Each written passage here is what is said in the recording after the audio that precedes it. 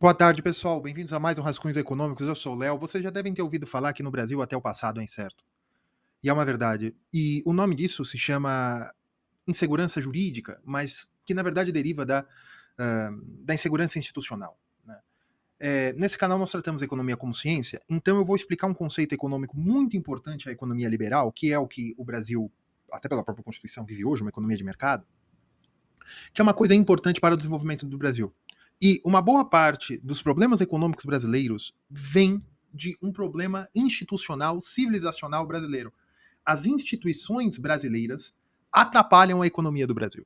Léo, como assim? Eu vou explicar. Fica aqui no vídeo, que mais pra frente eu vou falar para vocês, eu vou mostrar para vocês como isso de fato ocorre, tá? Se você é novo por aqui, bem-vindo, inscreva-se, curta, compartilhe. Se você está sempre por aqui e não se inscreveu ainda, inscreva-se, certo? Curtam, considere se tornar-se membro. No clube de membros nós temos cursos, né? Nós temos curso de filosofia econômica para os rascunheiros acadêmicos e nós temos curso de microeconomia e macroeconomia para o nível rascunheiros acadêmicos também, por consequência. Certo? Bem, nesse vídeo eu vou tratar do problema institucional e isso não é política, isso é economia, né? Evidentemente, melhor, isso é política. Mas o que eu vou olhar é como a política brasileira no tema de institucionalidade, como isso atrapalha a economia brasileira. Bem, não vou tratar novamente de Lei Magnitsky, mas eu vou mostrar para vocês como é muito complicado para uma economia se desenvolver sob um problema institucional. Léo, como assim problema institucional? Você está falando de impeachment? Você está falando de julgamentos? Você está falando de lava-jato, de prisão de ex-presidente? Não, não, não, não, não. O que eu estou falando é o seguinte: existem no Brasil muitas agências reguladoras, existe no Brasil a lei trabalhista, que é muito completa, né? O que atrapalha, o que um empresário faz, né? Você tem um dinheirinho guardado, né? Um dinheirinho guardado na sua poupança, ou o que você poupou pode estar em qualquer lugar, e você tem uma ideia genial. Eu quero fazer uma barraquinha de cachorro-quente, eu quero ganhar um dinheirinho, porque isso é investir, né?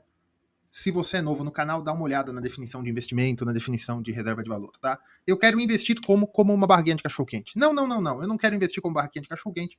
O que eu quero fazer é investir na bolsa de valores, né? Eu quero investir em ações, tá? Muito bem. Não, não, não, não. Eu não quero nem investir na economia real via barraquinha de cachorro-quente, nem bolsa de valores. Eu quero reservar valor via CDB ou CDI ou Selic. Aqui, títulos, né? Aqui eu vou ganhar hoje mais ou menos 15% ao ano, lembrando que esse vídeo é de agosto de 2025, tá? Sempre olhe, né? Nunca confie em mim, certo? Muito bem, então eu vou tomar uma decisão. Eu tenho um dinheirinho guardado, eu tenho que tomar uma decisão.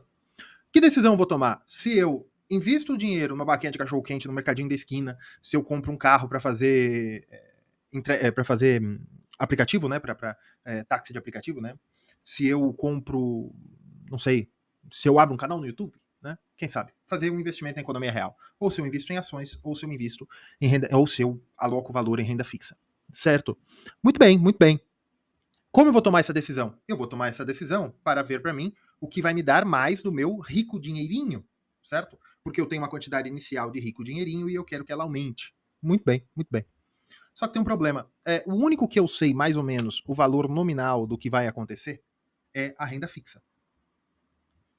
Eu sei que o valor nominal, se eu coloquei 100, vai sair 115, certo? Léo, não é 115. Por quê? Porque existe imposto de renda e existe IOF. Né? O IOF dependendo, evidentemente, da duração. Muito bem. E o imposto de renda também depende da duração. Né? Ou dependia, eu não sei se mudou ou tal. Eles tinham falado que iam mudar. Né? Veja, isso é mais um problema que eu vou tratar. Certo? Muito bem. O imposto de renda depende da duração, ou não vai depender mais, depois eu trato disso, e o IOF também. Então, eu vou tomar uma decisão. Eu vou tomar uma decisão. Eu sei mais ou menos que isso aqui vai me dar uns 112, né? Uns 12% mais ou menos, depois de OF, de R, e esse tipo de coisa. Tá? Muito bem. Valores plenamente arbitrários, eu não fiz a conta. Tá? Muito bem. Mas, eu sei que se eu comprar, né, de cachorro quente, se eu montar a barraquinha, fizer tudo, a cada 100 reais que eu coloquei na barraquinha, eu tendo a achar que eu vou ter mais ou menos, 110 reais, 120 reais. Para cada 10 reais que eu coloquei, para cada 100 reais que eu coloquei na barraquinha, eu vou ter 120. Então eu quero um retorno de mais ou menos, 20%. Tá? Léo, não é assim que faz margem, tá? É só para vocês entenderem. Vocês entenderam o que eu tô fazendo. Tô fazendo ao contrário, tá? As ações, né? Não dá para falar. A ação é muito complicado, né? Porque não existe conta fácil, mas eu posso dizer, pela observação passada, eu sei que performance passada não diz performance futura, mas eu acho que vai vir isso, eu acho que vai dar dividendo, os lucros da empresa que eu vou investir tá crescendo, tal. Eu acho que no longo prazo, né, no mesmo longo prazo que vai me dar isso aqui, eu acho que pelo menos, mesmo com dividendo, tudo, eu acho que pelo menos uns 10%, tá? Eu vou ganhar 110, eu tendo colocado 100, só que aqui eu também tenho IR, né, sobre ganho de capital. Tá? Muito bem. Aqui também, sim, mas eu já tô falando do after taxes, tá? Que é muito. Beleza. Eu vim aqui para você falar de instituição? Não. Eu sentando aqui vou decidir o que eu vou fazer da minha vida, né? Com o meu rico dinheirinho para ter mais rico dinheirinho. Só que a primeira coisa que vocês vão falar é o seguinte, Léo, mas investir para abrir uma barraquinha de cachorro-quente, um mercado, uma oficina, um posto de gasolina, você não pode contar com isso aqui. Por quê? Você não pode contar com isso aqui porque, você vai ter risco trabalhista, você vai ter risco de multas, fiscal da prefeitura, multa ambiental, dependendo do que você fazer, né? Você tem muitos problemas de insegurança, né? Você tem multas, se for posto de gasolina, você pode ter multa ambiental, você tem CLT, né, que é o risco, mesmo fazendo tudo direitinho, pelo menos um acordinho trabalhista você vai fazer, né, dependendo do tamanho da sua empresa. E outra, no Brasil, veja, no Brasil, mesmo você estando certo, se você levar um processo, você está certo, você levou um processo, você vai pagar 10 mil reais de advogado, certo? Certo. Para me defender, estou pagando advogado, porque o empresário não vai levar a justiça gratuita, né? Ele vai pagar lá, não vai levar a defensoria pública, né? Ele contrata um advogado para pôr 10 mil reais, mesmo ele estando certo. Aí, a parte que entrou, ela perde, né? Eu me defendi e eu ganhei. A parte que entrou, normalmente, não vai pagar advogado, né? Porque é defensoria, e não acontece nada. Eu paguei 10 mil de advogado, sendo que não aconteceu nada. Né? Eu estava certo, ele me defendeu. Léo, tem sucumbência. O dinheiro da sucumbência vai pro meu advogado, não vai para mim. Tem ação de regresso. Tem mesmo? Você entende o que eu quero dizer? Você tem essa insegurança. Você tem multa, você tem justiça, você tem CLT. E aqui você também tem o Código de Defesa do Consumidor. Você tem muitos riscos. Léo, mas você está falando que empresário não deve pagar, não deve cumprir a lei trabalhista? Não. Veja, qual o risco institucional? Por que o empresário faz essas contas? Ele tem que saber a regra do jogo. É horrível essa frase, mas é verdade. Né? Regra do jogo para investimento, você tem que saber o que vai acontecer, o que você espera. Tá? Inclusive, eu vou deixar alguns links aqui da Amazon, que são para vocês comprarem os livros, caso vocês queiram, evidentemente. É um link de afiliado, vocês comprando por esse link, vocês dão uma comissão pro canal e ajuda o trabalho, tá? Economia Institucional é um livro bem técnico, tá? Porque as nações fracassam e O Caminho da Servidão, tá? Esses 3 livros vocês comprando por esses links. E além que eu vou deixar também o link para vocês assinarem o Kindle Unlimited, para vocês lerem como se fosse um streaming de livros. Tem muitas opções lá, vocês deem uma olhada, tá certo? Muito bem. Então, um empresário, quando a pessoa vai tomar a decisão de investir, ela olha as regras do jogo. Veja, a regra do jogo é o seguinte: se você cumprir todas essas leis trabalhistas, se você cumprir todas essas regras do direito do consumidor, e vocês cumprir todas essas regras ambientais, de urbanidade da prefeitura, o que quer que seja, você mitiga esses riscos, certo? Sim, você mitiga esses riscos. Você não tem esses riscos. Vocês sabem que no Brasil, o entendimento sobre regras da CLT, multas ambientais e de urbanidade e do Código de Defesa do Consumidor, o entendimento costuma não mudar muito. O entendimento costuma não mudar. Só que se gasta tanto de advogado, batalha judicial, ou mesmo você ganhando, e o risco depois de chegando em esferas superiores, às vezes você nem tem dinheiro de chegar em esferas superiores, isso também desincentiva o investimento em economia real. E aqui entra a tributária também. A tributária entra para todos, né? As mudanças tributárias, não da legislação específica, mas de algumas formas criativas que as receitas têm, não criativa, né? Mas as coisas vão mudando. Isso também desincentiva o investimento. Então, eu não vou abrir cachorrinho, eu não vou abrir barquinha de cachorro-quente, eu não vou assinar carteira de trabalho, eu não vou pagar a taxa da prefeitura, eu não vou investir na economia real, que é isso que você, meu amigo, está pensando. Pô, mas se você não quer seguir as regras, então não faça, beleza. O problema não é seguir as regras, o problema é não saber qual é a regra, porque no Brasil até o passado é incerto. Há casos, não vou dar um exemplo pessoal, mas há casos de pessoas que, depois de 4, 5 anos, né, depois de 5, 6 anos, depois de compras e vendas na economia real, levam um processo civil. E aí fica difícil. Né? Então, por quê? Porque não há mais documentação. Eram outros tempos. Então, fica complicado, né? Por isso que o princípio da previsibilidade também, né? De você saber que depois de 5 anos já tá mais ou menos assim, né? Ah, Léo, mas nunca existiu isso. Beleza, mas deveria, né? Porque as pessoas pensam que é assim. Né? Então, você também vai desincentivando as pessoas a investir. Ações. As ações, isso aqui é duplicado.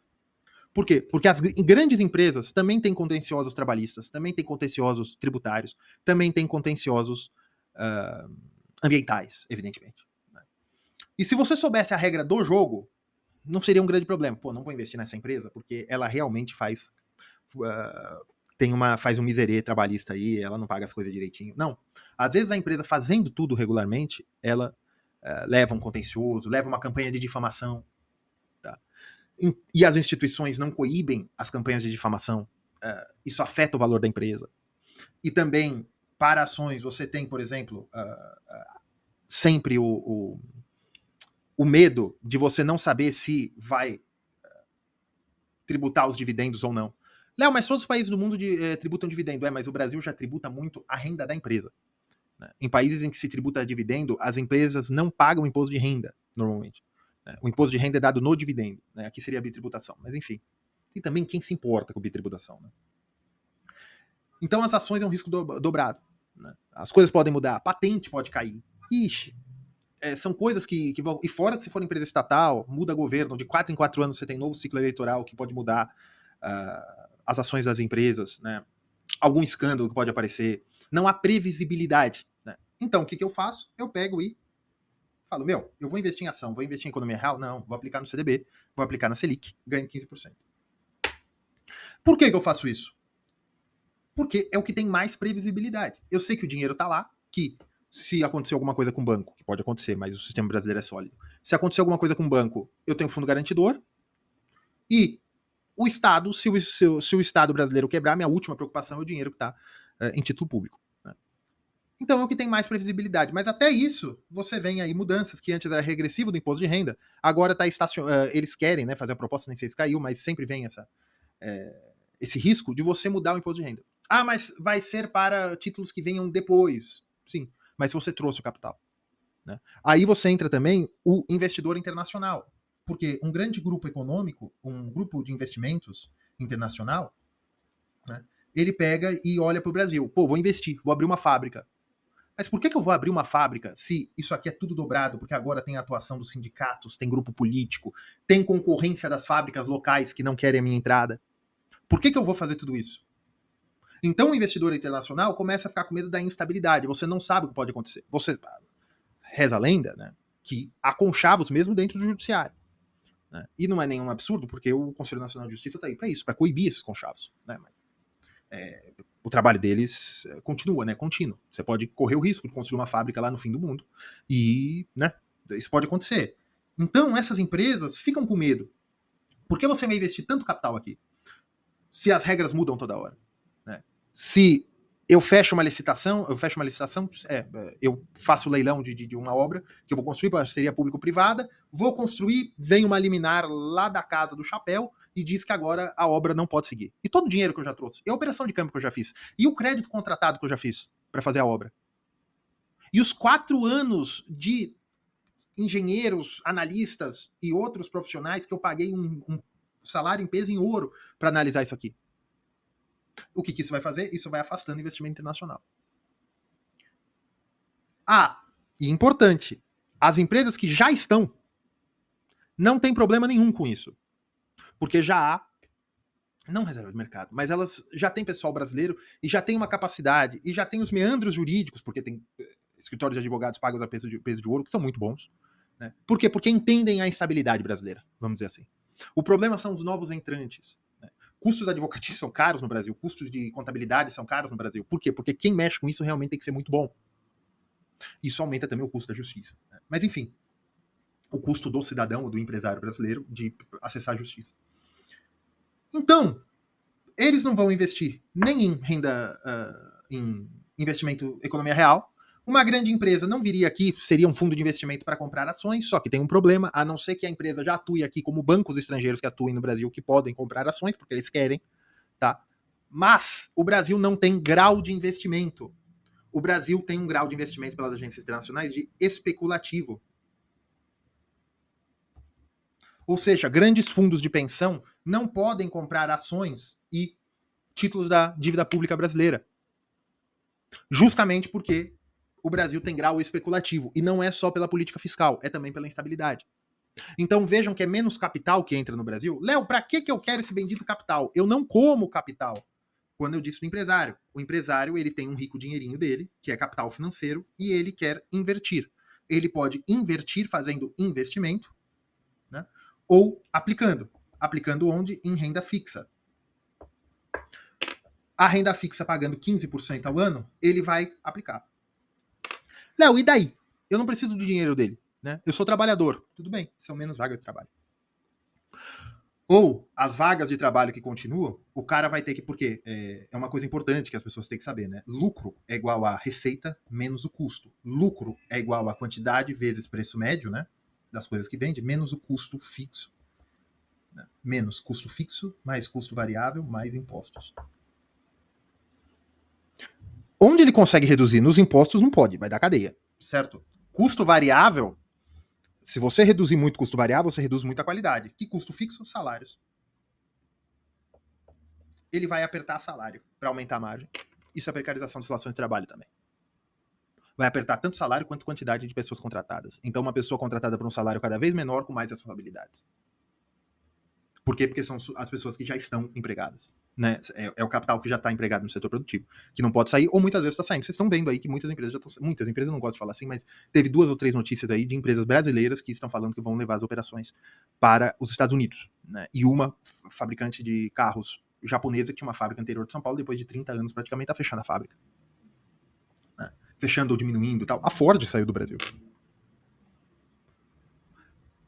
Por quê? Estabilidade. Você não tem previsibilidade econômica, tem muito poder na mão de poucas pessoas que podem mudar as regras do jogo a qualquer momento. E aí eu entendo o protecionismo dos empresários brasileiros.